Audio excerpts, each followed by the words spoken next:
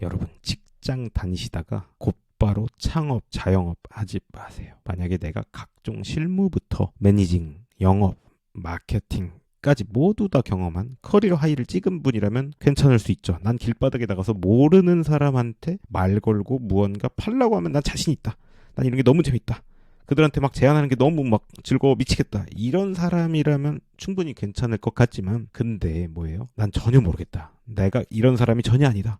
주어진 업무만 적당히 잘 처리하는 수준이다. 곧바로 창업을 해서는 결코 안 된다라는 이야기를 드리고 싶습니다. 이런 분들은 뭐냐면요, 그냥 회사 명함이 나를 지켜주겠지라는 착각으로 나왔다가 인생 바로 망가지는 케이스들이 너무 많다라는 겁니다. 거기에 더 최악은 뭐예요? 식구까지 있어. 와이프에 뭐 애들 둘까지 끼고 있으면 모든 게 파탄나고 망가질 확률이 낮다 높다? 매우 높다라는 겁니다. 거기다가 또 심지어 이런 분들도 계시더라고요. 책임 회피를 기가 막히게 잘해. 현재 회사에서 옆 팀에서 요청 오면 이리저리 잘 빼고 숨고 도망가고, 이런 게 나는 주특기다 하시는 분이 창업을 한다? 네, 맞습니다. 바로 폭망, 즉사할 수 있습니다. 실제 있던 일인데요. 옆 회사 선배 한 명이 사업 기획 관련 과장님이었어요. 심지어 사업 기획. 그래서 나름 에이스였고 PPT, 엑셀 뭐 이렇게 막 손 안 보일 정도로 막 잘하는 분들 주변에 가끔 한 명씩 있죠. 그런 분이었던 것 같아요. 근데 이분이 강남 한복판에 심지어 친구 둘까지 끌어들여서 샌드위치 가게를 하나 냈다라는 거죠. 근데 이분은 행정, 뭐 사무 업무, 엑셀, PPT 정도 잘했지, 이런 샌드위치 가게의 어떤 자영업적인 스킬, 노하우, 맛, 운영 방법, 뭐 재고 관리, 부동산 목, 뭐 이런 건 전혀 몰랐다는 거죠. 뭐 고정비, 직간접비, 뭐 객단가, 이런 비즈니스적 어떤 기초적인 컨셉도 하나도 모른 채 그냥 무작정 2억 정도 들고 가서, 친구 둘까지 합치면 이제 6억이겠죠. 세 명이서 동업을 하는 걸 제가 옆에서 본 적이 있습니다. 내심 저는 어땠을까요? 그분들이 진심으로 저는 잘 됐으면 했어요. 나이들도 좀 있고 하니까. 근데 제가 결정적인 질문을 한번 슬쩍 물어봤어요. 이거 몇 년 안에 엑sit 하실 거예요? 그랬더니 그분들이 뭐라고 하셨는지 아시나요? 그 선배는 그냥 그 뭐 될 때까지 한 10년 정도 하지 않겠어 허허허라고 아주 뜬구름 잡는 코멘트를 주셔서 더 이상 뭐 이야기할 수 없었습니다. 어쩌면 약간 네이버만 좀만 뒤져봐도 나오는 각종 정보들을 전혀 스터디 안 하고 뛰어들었다라는 거죠. 그래서 결과는 어땠냐? 뭐 반전이 있어서 막 잘 됐다 일 수가 없죠. 당연하게도 문 닫았습니다. 2년 못 채우고 뭐 위생부터 뭐 악성 댓글에 뭐 여러 가지 이슈 다 터져서 대응이 안 돼서 이제 문 닫았다라는 거죠. 그렇다면 우리는 이 시점에서 다시 한번 생각해 볼 이야기가 있습니다. 그 선배는 과연 성실하지 않았던 건가? 아니라는 거죠. 그럼에도 왜 그렇게 똑똑하고 성실한 사람들이 독립만 하면 오히려 힘들어질까요? 그리고 그분은 다 유학파였어요. 생각해보니까. 저기 인디애나주의 펄듀라는 아주 유명한 공과대에 나온 엘리트였죠. 근데 여튼 왜 이런 분들은 자영업만 차리면 이렇게 소위 말해서 망할까? 더 나아가 자영업자들 진짜 통계도 찾아보니까 대다수가 2년 반을 못 버틴대요. 80%, 90%가 우리나라 자영업자 실정이 그렇다고 합니다. 이게 과연 의지의 문제인가? 그래서 제가 조금 찾아봤습니다. 이 질문에 그런데 아주 기가 막히게 답을 이미 만들어내신 유명한 분, 마이클 거버라는 분이 이렇게 이야기하더라고요. 빨리 망하는 건 당신의 능력이 부족해서가 아니라 치명적인 잘못된 가정 때문에 무너지는 것이다. 여기서 가정은 하우스가 아니라 가설 가정, 그 가정입니다. 그는 그리고 이렇게 덧붙였죠. 빵을 잘 굽는다고 해서 빵집을 잘 운영할 수 있는 건 절대 아니라는 것입니다. 우리는 일을 잘하려고 사업을 잘해보려고 노력하지만 정작 일의 구조를 잘 모르는 경우가 다반사입니다. 마이클 거버는 이렇게 정의를 합니다. 우리 안에 세 가지 인격이 살고 있다라고 합니다. 그게 뭐죠? 바로 기술자, 그 다음에 관리자, 그리고 기업가가 있다고 합니다. 이 세 가지 인격은 뭐가 도대체 다를까요? 바로 스스로에게 던지고 가지고 살아가는 어떤 질문이 다르다라고 합니다. 먼저 기술자, 테크니션들이라고 하죠. 이분들은 어떤 생각을 하면서 살죠? 네, 개발자, 주변의 개발자들 보시면은 바로 어떤 태스크, 주어진 일을 어떻게 제 시간에 잘 끝낼까, 어떻게 하면 효율적으로 끝낼까, 이런 거에만 이제 메모리 돼 있다는 겁니다. 두 번째, 관리자 성향들, 매니저들은 어떤가요? 네, 바로 프로세스 오리엔티드라는 거죠. 이 일을 어떻게 체계화할까, 정리할 수 있을까 합니다. 그리고 마지막, 기업가, 엔터프리너는 뭐라고 생각을 하면서 한다고요? 이 일을 어떤 방향으로 이끌까, 리드할까, 좀 더 리더십적인 생각을 훨씬 많이 하더라라는 겁니다. 여기서 우리가 직면한 주된 문제는 대부분의 우리 직장인들이 뭐예요? 기술자, 테크니션 모드에 갇혀 있다. 그 세 가지 유형 중에 첫 번째 유형이죠. 그냥 기술적으로 테크니컬리 태스크만 쳐내는 업에 갇혀 있다라는 겁니다. 즉 제 선배가 눈앞에 엑셀, PPT, 그 태스크, 기교 이런 거에는 상당히 능숙하지만 샌드위치 가게 일종의 하나의 시스템을 설계하고 미래 비전을 제시하고 이런 능력은 전혀 없었다는 겁니다. 일이 잘 안 풀릴 때 우리는 흔히 더 익숙한, 더 쉬운 일을 좀 더 열심히 하려고 하는 성향이 있습니다. 하지만 방향이 전혀 틀린 열심은 단지 더 깊은 함정으로 우리를 밀어넣을 뿐이다 라는 거죠. 그래서 이 마이클 거버는 이렇게 대다수의 직장인, 개인 사업가, 프리랜서들에게 사업의 성장을 인생이 성장해 나가는 어떤 과정과 비슷하다라고 빗대어서 이야기를 합니다. 내 일에, 나의 업의 본질의 성장 3단계를 오늘 함께 알아보도록 하겠습니다. 첫 번째는 우리 갓난아기, 유아기입니다.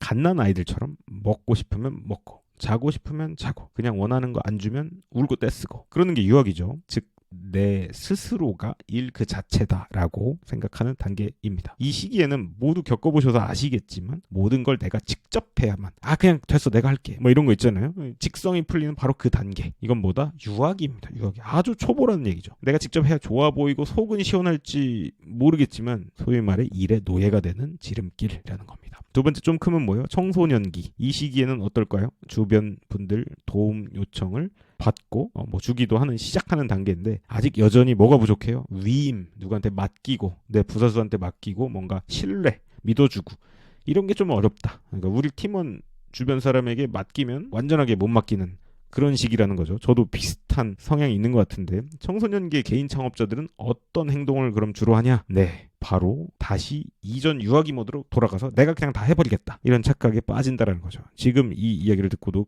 나 그런데? 라고 생각하시면 창업이랑은 아직은 좀 거리가 멀다입니다. 아니면 뜬구름 잡으며 무리하게 확장을 하는 경우도 있다고 해요. 그중 일부 소수분들은 버텨서 하나씩 배워나가기도 하고요. 이 대목에서 마이클 거버는 이렇게 말합니다. 버텨서 다음 단계로 반드시 가라. 그게 진짜 성장이다. 이 말에 저는 좀 10분 공감이 되는 게 있습니다. 제가 뉴욕에서 일했을 때 여러분이 이름만 대면 알만한 빅테크 회사들을 상대로 컨설팅 자문들을 많이 하는 포지션이었습니다. 근데 고객사 컨트롤러인데요. 그러니까 즉 한국의 회계팀 팀장님, CFO 레벨의 바로 밑에 직속 부하죠. 이분이 너무나도 디맨딩한 거예요. 자료도 요청하면 안 주고 요건은 엄청나게 이 말 저 말 다 던지고 당시 저는 주니어였으니까 진짜 때려칠까라는 생각이 계속 들고 자괴감 나는 안 되는 놈이다 이런 자책도 많이 했습니다. 근데 제가 뭐 했을까요?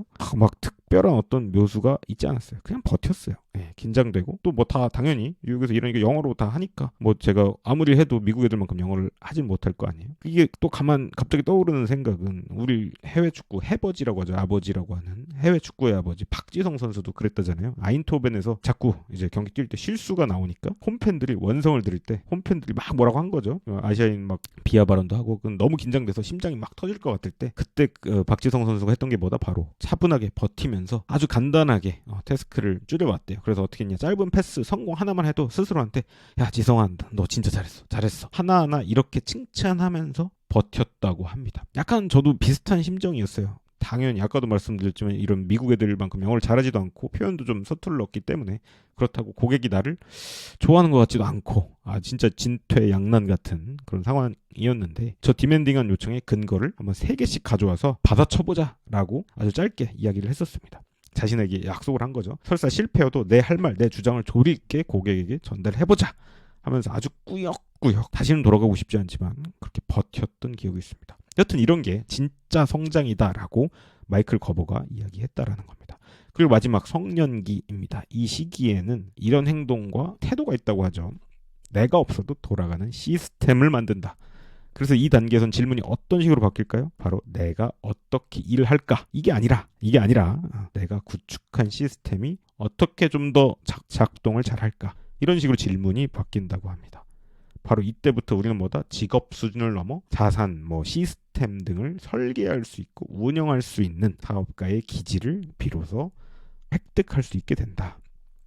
느낌에는 유튜브 하도 많이 컨텐츠들 많으니까 당장 내일 모레 차리면 다 잘 될 것 같은데 하늘에서 이런 사업적 성장을 겪어보지 못한 이런 감각이 하늘에서 떨어질까요? 하늘에서 그냥 떨어지는 감각 이런 게 있을 수도 있겠지만 마이클 거버는 수십 년간 개인 사업자 또 내지 이제 1인 기업가들을 코치하고 지도해온 구루입니다. 근데 이분의 말은 이렇다는 거죠. 성장을 통해서만, 성장은 고통을 수반하죠. 뭔가 좀 괴롭고 힘든, 그걸 통해 성장을 통해서만 얻어지게 된다라는 겁니다. 그렇다면 앞서 말한 세 가지 시기 중 성년기의 나의 사업 시스템은 도대체 어떻게 만들어질까요? 크게 두 가지라고 합니다. 바로 질서, order이라고 하는데, 질서와 수치화, quantification, 두 가지로 끝난다. 질서를 잘 지켜라. 뭐 이런 말 아니냐? 그게 아니고요. 바로 여기서 말하는 질서는 예측 가능한 경험을 설계해야 한다라는 이야기입니다. 프렌치 프라이 하면 떠오르는 브랜드 뭐 있으세요? 예, 맥도날드. 요즘 맥도날드 가보셨나요? 예전 아이스크림 콘 300원 하던 시절 진짜 많이 갔던 것 같은데 요새 1,500원씩 받더라고요.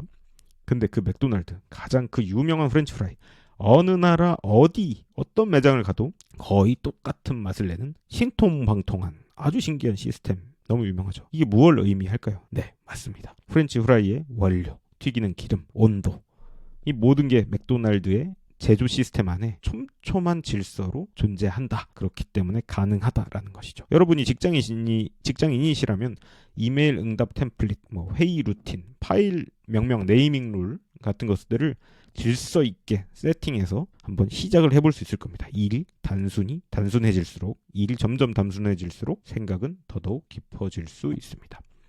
두 번째로는 수치화, 퀀티파이 한다라는 거죠. 재미있는 설문 결과가 있던데요. 찾아보니까 어떤 소규모 매장에서 처음 들어오는 손님한테 응답하는 멘트를 이렇게 해봤다고 합니다. 안녕하세요. 뭘 도와드릴까요?